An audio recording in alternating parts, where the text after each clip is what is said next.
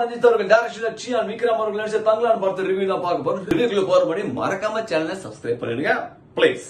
Vikram sir அவர்களே, என்ன நடிப்பு என்ன நடிப்பு! நம்மளோட தமிழ் சினிமால கிடைச்ச ஒரு பொக்கிஷம்னு சொல்லலாம். அவர் அப்படியே கேரக்டருக்குள்ள இறங்கி கலைக்கு தள்ளிட்டாரு. No words describe. அந்த மாதிரி ஒரு நடிப்புப்பா.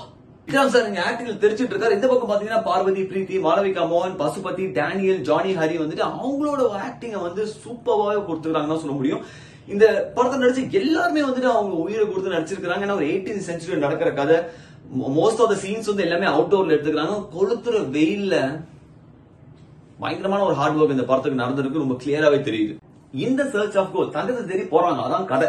விக்ரம் அவர்கள் அடிமையா இருக்காங்க. பிரிட்டிஷ்காரங்க வந்து விக்ரம் உதவி கேட்கறாங்க. சோ இந்த டிராவல் டைம்ல வந்து என்னென்ன பிரச்சனைகள் நடந்ததுதான் வந்து மிச்சம் இருக்கிற கதை.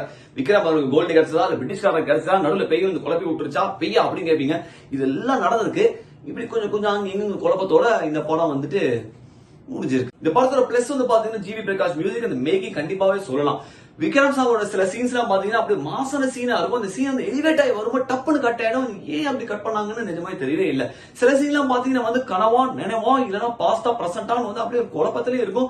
அது நம்ம தெளிவா வரதுக்குள்ள அந்த சீன் முடிஞ்சு அடுத்த சீனுக்கு போயிடும். மொத்தம் இந்த படம் எப்படி இருக்கு அப்படின்னு கேட்டீங்கன்னா வந்து விக்ரம் சார் கொடுத்த அந்த எஃபர்ட்காகவும் மிச்சம் இருக்கிற கேரக்டர்ஸும் அவங்க கூட சேர்ந்து வந்து சப்போர்ட் பண்ணதுக்காகவும் இந்த படம் ஒரு கண்டிப்பா ஒரு டிஃபரெண்டான ஒரு எக்ஸ்பீரியன்ஸ் கொடுக்கும். ஆனா கொஞ்சம் பொறுமை தேவை. அதுக்காகவே போய் நீங்க படத்தை பார்க்கலாம். நான் உங்களோட சந்திக்கிறேன். Until then, enjoy cinemas.